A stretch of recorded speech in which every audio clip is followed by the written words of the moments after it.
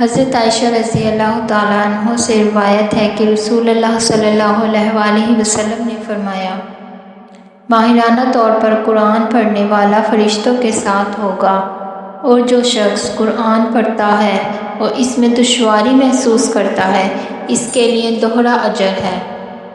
حضرت ابن عباس رضی اللہ تعالیٰ عنہ سے روایت ہے کہ رسول اللہ صلی اللہ علیہ وآلہ وسلم نے فرمایا، بے شک وہ دل جس میں قرآن کا کوئی حصہ نہیں، وہ ویران گھر کی طرح ہے۔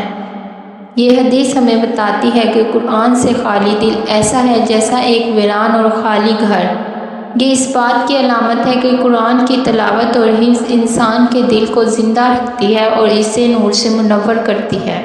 حضرت عثمان بن عفان رضی اللہ تعالیٰ عنہ سے روایت ہے کہ رسول اللہ صلی اللہ علیہ وآلہ وسلم نے فرمایا، تم میں سے بہترین شخص وہ ہے جو قرآن سیکھے اور دوسروں کو سکھائے۔ جزاک اللہ۔